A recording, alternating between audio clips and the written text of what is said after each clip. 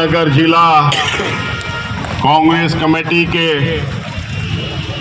अनुरोध पर आज करावल नगर जिला के सभी विधानसभा के साथियों ने आकर यहाँ पर इस गूंगी और बहरी सरकार को जगाने का प्रयास किया। पिछले लगभग 10 महीने से ज़्यादा की ये सरकार हो गई है। पिछले 11 साल लगभग 3 बार मुख्यमंत्री केजरीवाल जी रहे, लेकिन दिल्ली की तमाम समस्याएं डे बाय डे बढ़ती रही और उन समस्याओं से निजात दिलाने के लिए भारतीय जनता पार्टी के लोगों ने दिल्ली के लोगों के साथ कुछ बड़ी बड़ी बातें की और कहीं ना कहीं लोग उसके बहकावे में आके लोगों ने दिल्ली के अंदर भारतीय जनता पार्टी की सरकार को चुना। मैं बड़े जिम्मेवारी के साथ कहना चाहता हूं, चाहे इस शहर के अंदर कोई 200 किलोमीटर दूर से आया या 2000 किलोमीटर दूर के आके यहाँ बसा, और हर गांव में से 2, 4, 6, 10 लोग ऐसे होते हैं जो अपने गांवों से निकल के इतना हिम्मत, इतना हौसला रखते हैं कि अपने खेत खलियान, अपने परिवार, अपने गांव को छोड़ के, और एक जज्बा होता है जो उनको दिल्ली की तरफ खींच के लाता है। और वो जज्बा इसलिए होता है कि उनको दिखता है कि कहीं ना कहीं घर से बाहर निकल के हमें उन्नति और तरक्की मिलेगी, तब ये दिल्ली जैसे शहरों का बड़ा इतना विस्तार हुआ। और उसके अंदर 1998 से पहले दिल्ली की तरफ इतने लोग नहीं बढ़ते थे, माफ करना, लेकिन जब शीला दीक्षित जी की सरकार बनी, तरह तरह की सुविधाएं शहर में मिली, अच्छी शिक्षा हमने देनी शुरू की, अच्छी स्वास्थ्य सुविधाएं देनी शुरू की, अच्छा शहर बनाया, तो तब कहीं ना कहीं और भी ज्यादा लोग इस शहर की तरफ आए और उनको लगा कि हमारे घरों में तरक्की, हमारे परिवारों में उन्नति अगर कोई दे सकता है तो कांग्रेस की सरकार दे सकती है। ये लोगों का एक सपना था और वो सपना हमने पूरा किया।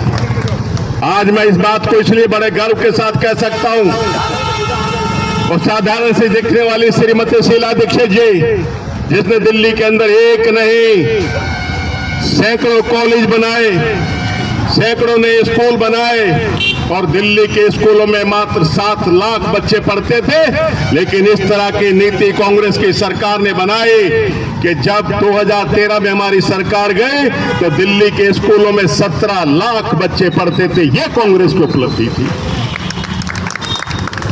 एक बहरूपी आया, उसने कुछ अलग अलग बातें की, तो जो उन्नति और तरक्की पसंद व्यक्ति थे उनको कहा गया कि कांग्रेस जो कर रही है ये आधा अधूरा कर रही है, अगर आप हमें चुनोगे तो हम इनसे बहुत बेहतर करके दिखाएंगे। इस तरह की बातें उन्होंने की। तो ये उन्नति और तरक्की पसंद लोग थे, उनको लगा कि शायद ये जो आए हैं नए लोग ये कुछ और ज्यादा अच्छा करके दिखाएंगे, लेकिन 3 बार केजरीवाल जी के प्रधानमंत्री बन जाने के बाद कहीं ना कहीं उन तमाम लोगों को निराशा हाथ लगी। जो सपने केजरीवाल जी ने उनको दिखाए थे वो सपने कहीं ना कहीं लोगों के टूटते नजर आए।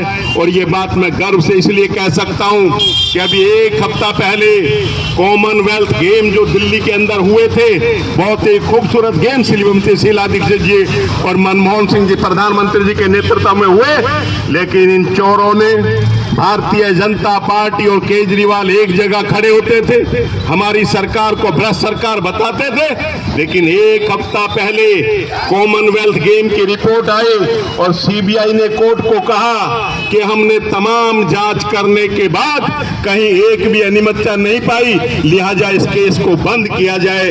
ये कांग्रेस का काम था। और इन भ्रष्ट और झूठे लोगों ने कहीं ना कहीं उन ईमानदार और ईमानदारी से काम करने वाली सरकार को लोगों के बीच में गुमराह करके बदनाम किया। तो मैं इसलिए कहना चाहता हूं कि आज वही भटके हुए लोग, वही उन्नति और तरक्की पसंद लोग कहीं ना कहीं इस बीजेपी के 10 से 11 महीनों की सरकार हो गई है। जो वादे इन्होंने दिल्ली के लोगों के वसात किए, एक भी वादा ये सरकार के पूरा करता हुआ नहीं दिख रही।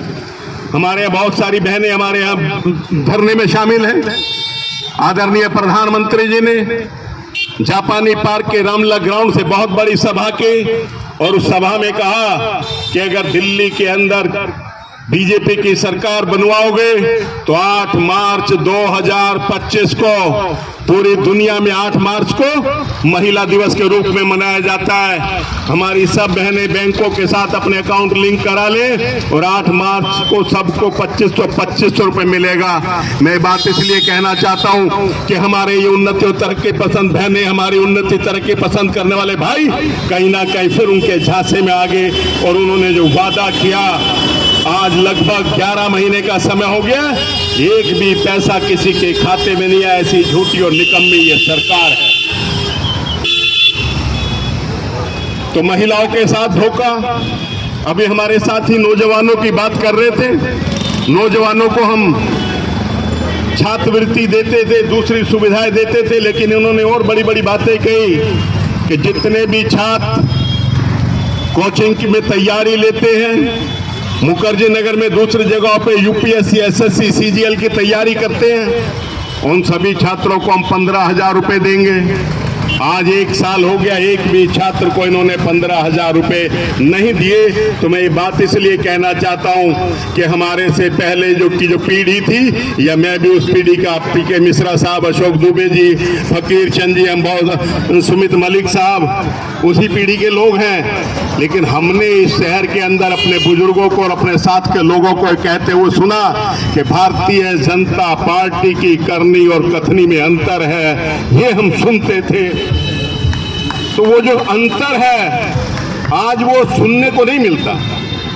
क्या कारण है?